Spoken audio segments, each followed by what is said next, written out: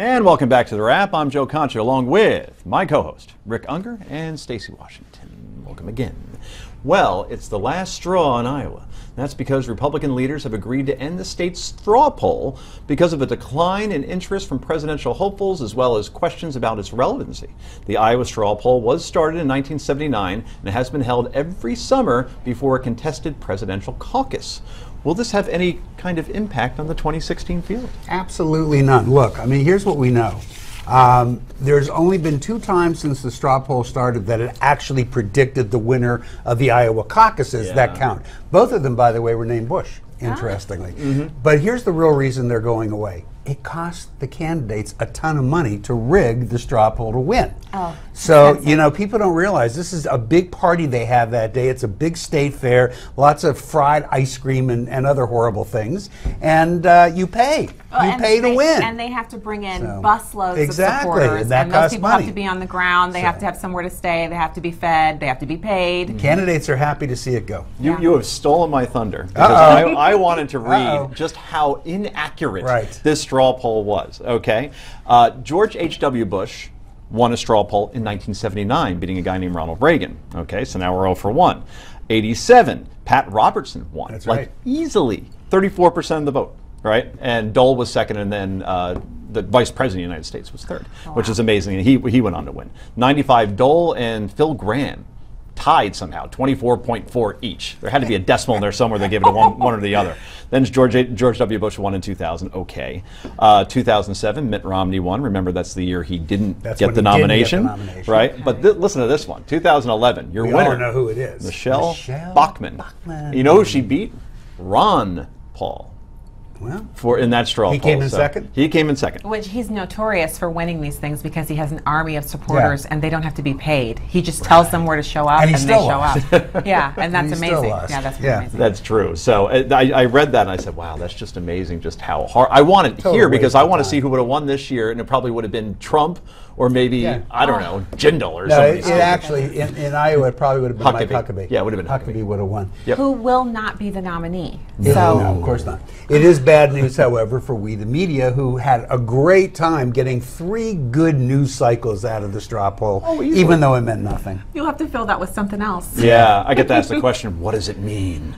Right? And you say it means so in Iowa and no other state. So, yeah, we're sad to see it go. Anyway, once again, Caitlyn Jenner, formerly known as Bruce Jenner, is finding himself in the middle of the 2016 debate.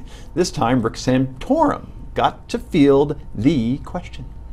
If Caitlyn Jenner wanted to endorse me, would I accept the endorsement? The answer is, if that's the way she feels about my candidacy, sure. I accept whatever reason anybody wants to vote for me, whoever they are. Of course, I accept their vote. Now, Rick, when you're Rick Santorum and you recently had an event in Iowa where 1 person showed up, it eventually grew to 4. Grew to 4. Perhaps you do want Jenner's vote, because then you've increased your voters 25%. Exactly. Huge. Yeah, so this we heard it from Lindsey Graham. With Lindsey Graham, it felt very genuine, I have to say. With Santorum, I don't know about genuine or not, but is it amazing that our political dialogue is now who will get the Jenner vote? I just don't understand why this is a thing. I mean, there's so much more for us to be talking about and educating people about, and then people having discussions because we need to know about these things. And then we have the Jenners/Kardashian issue, and they just don't go away. I mean, they're literally everywhere. Well, you ain't seen nothing. Wait till you see his reality show. It's gonna be huge. Oh yeah, it'll make tremendous.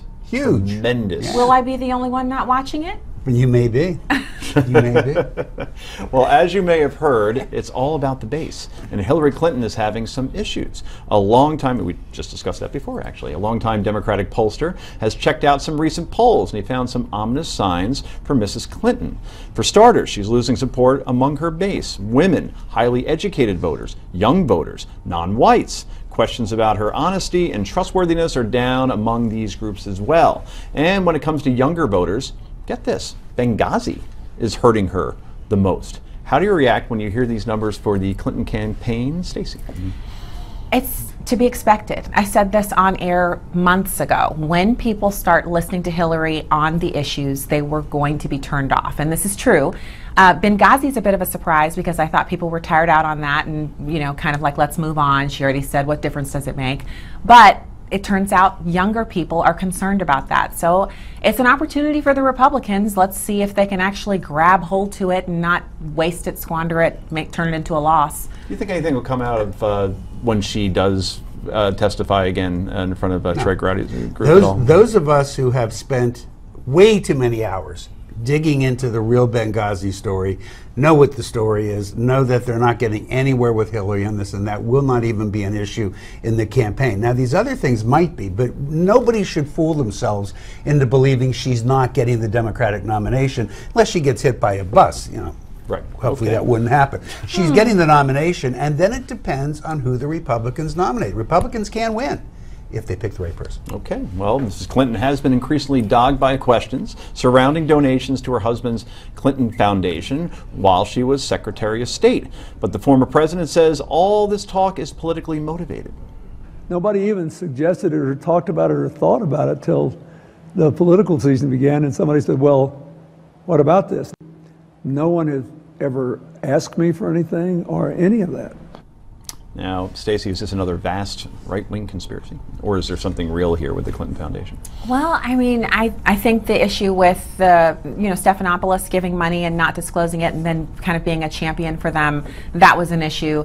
I think it's something, if you care about that type of thing, I don't know that all Americans do. I don't know that your average, everyday American who's low info or moderate info is going to care a lot about why the Clintons received a donation from this person or that person. So, Rick, it's a bubble story, basically. Well, there's a reality to it that you have to dig in more, but he's not really telling the way it is. Okay. Well, coming up, surprising new information today about the leader of the NCAACP. We'll tell you what next.